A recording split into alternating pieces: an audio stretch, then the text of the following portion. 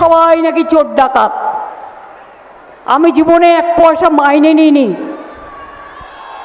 As a chief minister. কারো পয়সা এক পয়সা চা খাই না, আমাকেও চোর বলে।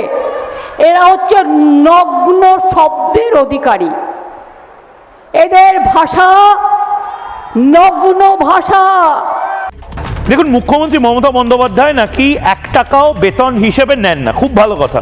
কিন্তু মুখ্যমন্ত্রী মমতা বন্দ্যোপাধ্যায়ের এই যে এতগুলো ডিপার্টমেন্ট থেকে পদত্যাগ হওয়া, আমি একবার দেখানোর জন্য বলবো পিসিআরকে, এই যে এই ডিপার্টমেন্টগুলো, এতগুলো ডিপার্টমেন্ট থেকে মুখ্যমন্ত্রী মমতা বন্দ্যোপাধ্যায় পদত্যাগ করেছেন। স্টেট হেলথ মিশনের উনি প্রধান, society for health and democratic সার্ভেলেন্সের উনি চেয়ারপারসন ছিলেন, state board of wildlife, state eco tourism advisory বোর্ডের চেয়ারম্যান ছিলেন।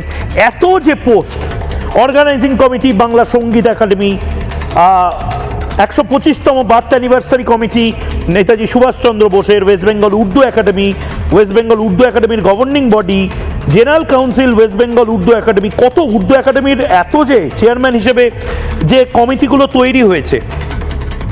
আমার বক্তব্য হচ্ছে এই কমিটিগুলোতে নাকি টাকা নেই, এই কমিটিগুলোতে বাজেট অ্যালোকেশন হয়।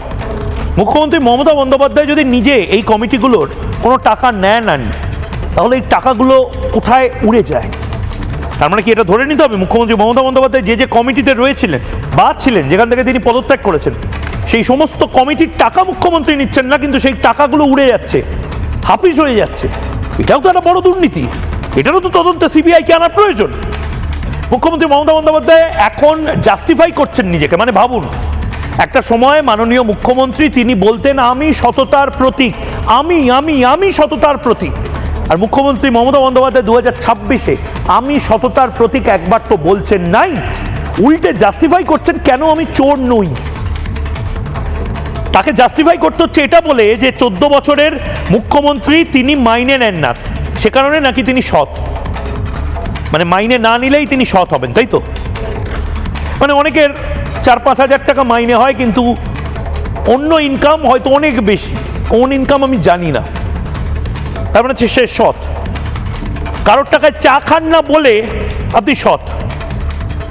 হাস্যকর যুক্তি। মমতা বন্দ্যোপাধ্যায় বলছি না, ভবানীপুরে হেরে যেতে পারেন, এটা মমতা বন্দ্যোপাধ্যায়ও মেনে নিতে পারছেন না। এই যে ইন্টারনাল সার্ভে, সূত্রের খবর, তৃণমূলের ভেতরের যে সার্ভে, দলের ভেতরের যে সার্ভে, তাতেই মমতা বন্দ্যোপাধ্যায় পিছিয়ে রয়েছে।